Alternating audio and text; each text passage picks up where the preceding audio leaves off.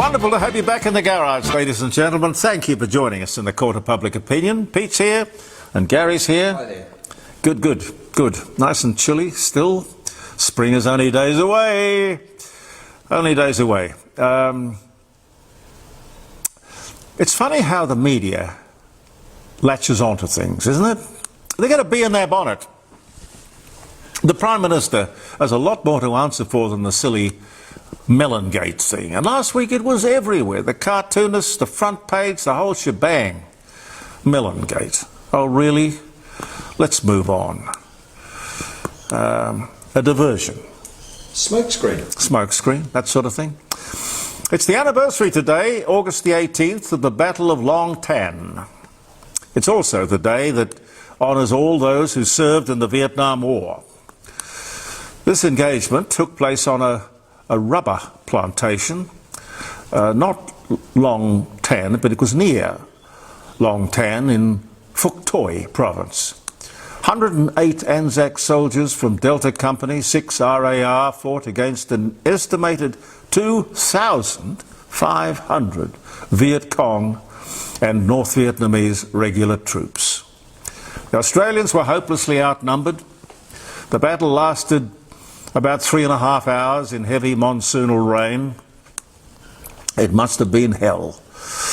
18 soldiers were killed, 24 wounded, while at least 245 enemy soldiers were killed. And now, of course, Vietnam is a #1 tourist attraction for Australians, and apparently a beautiful place to visit. War. When will they ever learn? Anyway, the opposition wants to cut, I hear. I like the sound of it.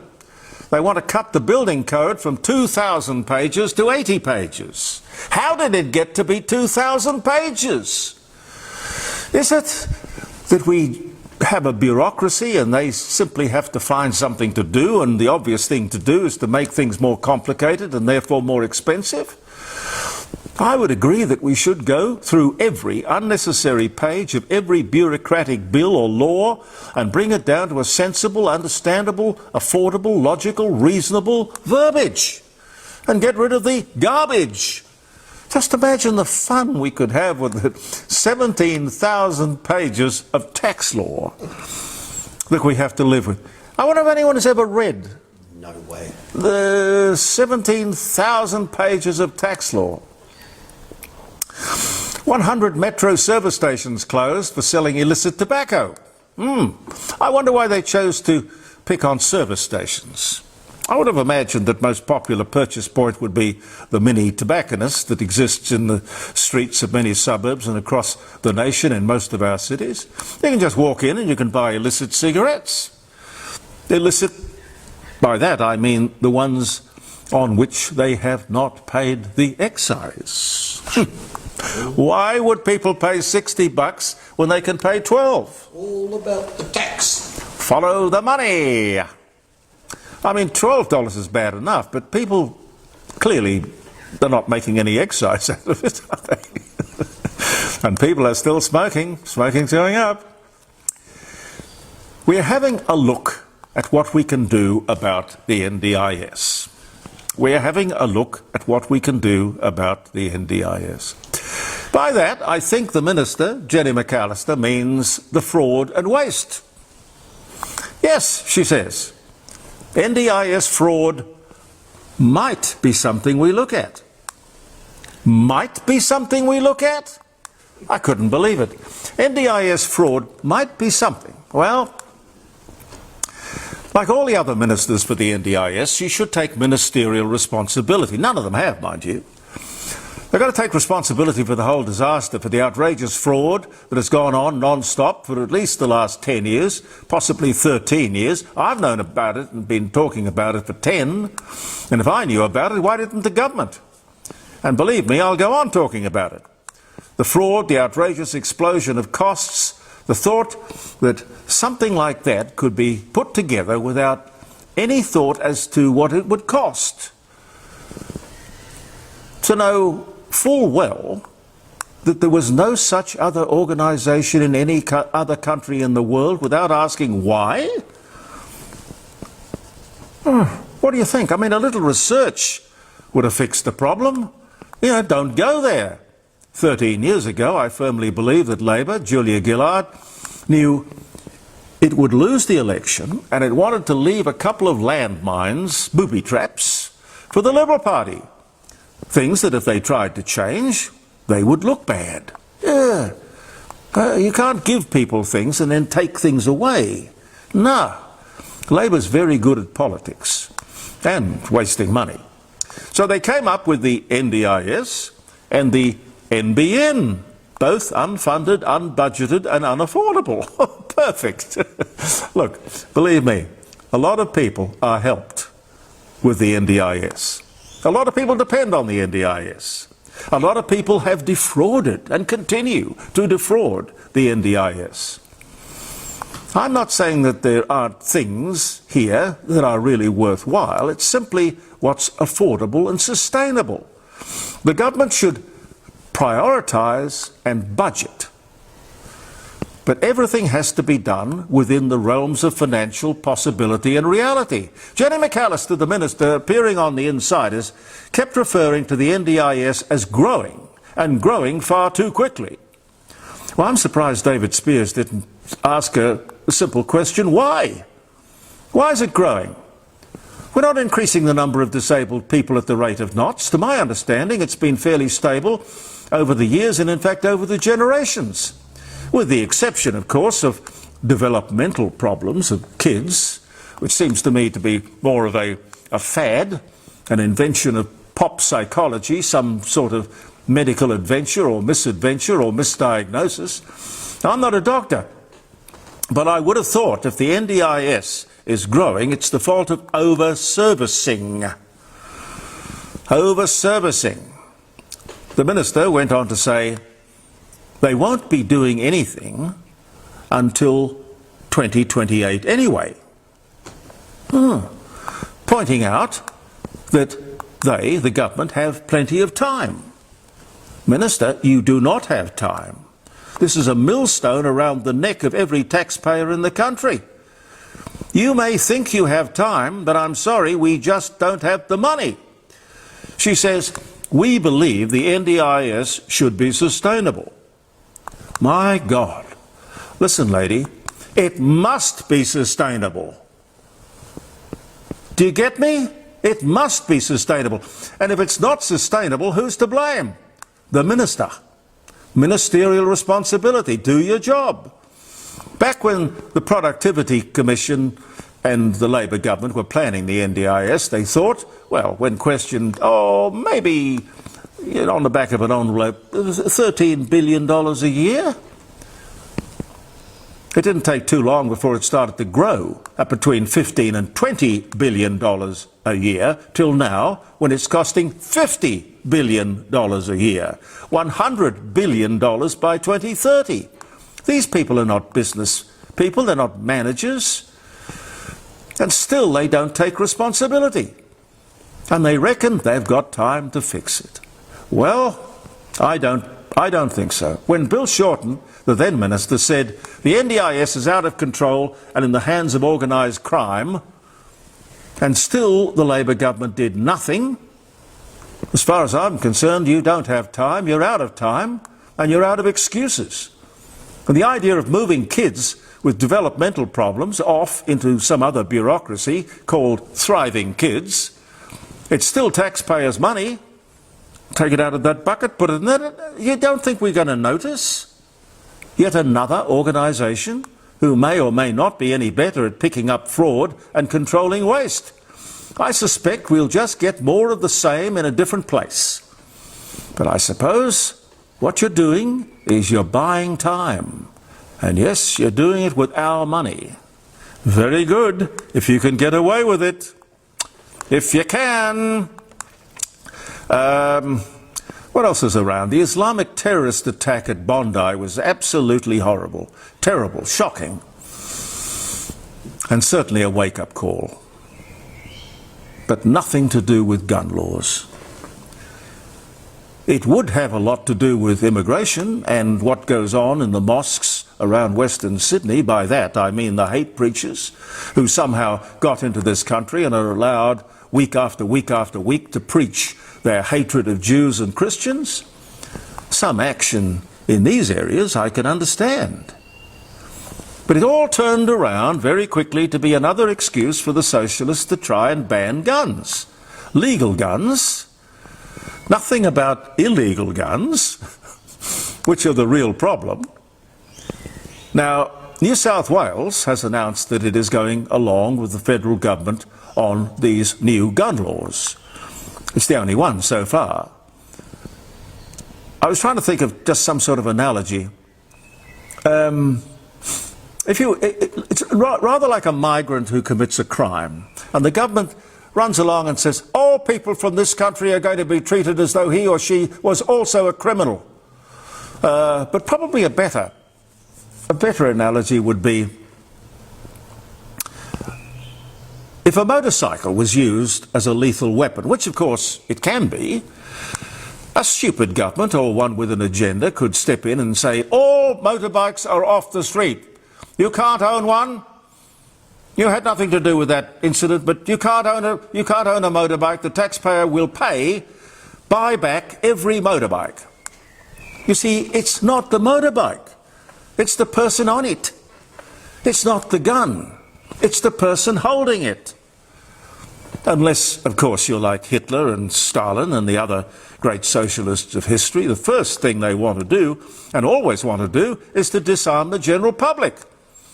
I can only imagine that they're thinking it's better if the general population can't and don't fight back. Think about it. Learn from history. I don't know why immigration is such a thorny issue. I really don't. Everybody seems to agree that the present figure is too high and it should come down. But nobody seems to be able to agree on how or where.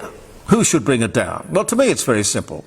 I go along with Pauline Hanson. She doesn't care which section of the community she offends or annoys by her policy. That's how it should be. Her responsibility is to the broad interests of the entire nation. Of course you're going to step on toes. Inevitable. The farmers will want backpackers. The universities will want more paying student numbers to be up there.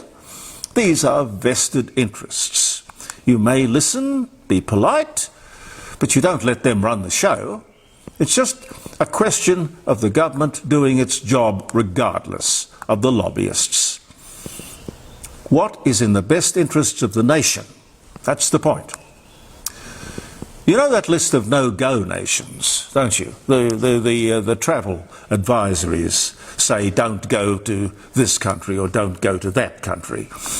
Well, the first thing you'd do, I would think, would be to put all those countries on the "You're not welcome in Australia" list. Wouldn't you do that?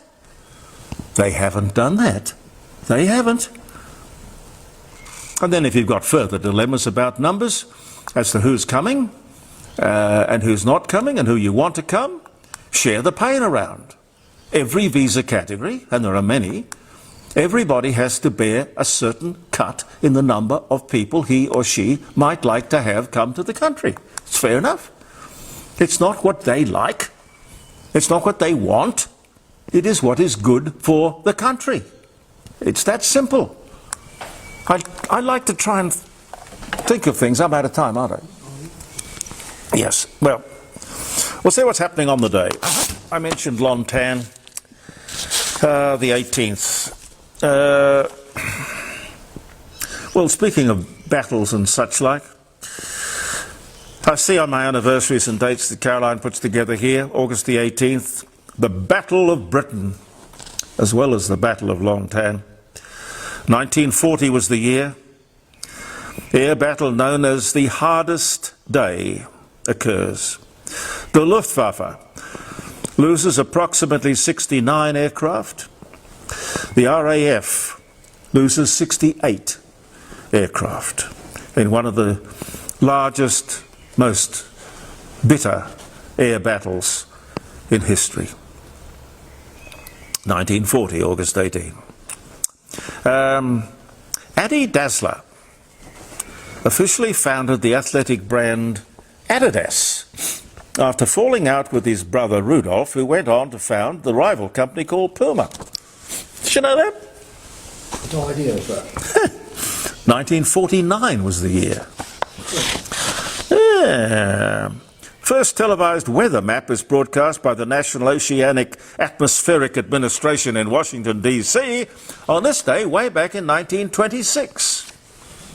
Happy birthday, by the way, if you're having a birthday or a day of celebration, anniversary, something like that. Montgomery Ward issued a single-sheet price list catalogue featuring just 163 items, kick-starting the mail-order retail industry. But here's the thing, the date was, or the year was 1872. And in America, you could buy, you could order a store-bought wife, a store-bought bride. Was it Sears Roebuck? Was that in the Sears Roebuck catalogue? I'm sure you could get a store-bought. Check that. Yeah, do that. It was Like a blonde or a red. absolutely. And the stagecoach would come through, and she'd be on the stagecoach. Well, these days it'd be a blow-up, wouldn't it? A blow-up? Blow-up doll. Oh, no. Or in the future, a robot. Oh, yes, possibly a robot. Robert Redford, American actor, The Sting, The Candidate, The Natural, All the President's Men. God, he was good in that. There was another one that he did with Barbara Streisand. Oh, The Way We Were. I thought that was fantastic. Anyway, he made a lot of movies. There was one called Ordinary People, The Quiz Show, The River Runs Through It. Born in Santa Monica, California. He died 2025. He was born in 1936 on this day. Iconic horror actor Bela Lugosi was buried wearing his authentic Dracula cape per his family's wishes. 1956. The first Labour government, Chris Watson, resigns as Prime Minister of Australia and is succeeded by George Reid. 1904 was the year. The Passing Parade, ladies and gentlemen. That was a good program. The old Passing Parade radio show. Pendle Witch Trial begins with 10 people accused of witchcraft in Lancaster, England. The key witness is a 9-year-old boy. 1612 was the year. Francis, better known as Max, Francis Max Factor, American CEO of Max Factor Cosmetics, born in St. Louis, Missouri. He died in 1996, but he was born in 1904. Phil Donahue, American Emmy Award-winning daytime TV talk show, The Phil Donahue Show, after which Channel 10 modelled the show quite shamelessly. Actually, dead ringer, everything. Well, if it worked there, it would work here. Yes. And it did, in all fairness. But Phil Donahue, he dies at 88. The year was 2024.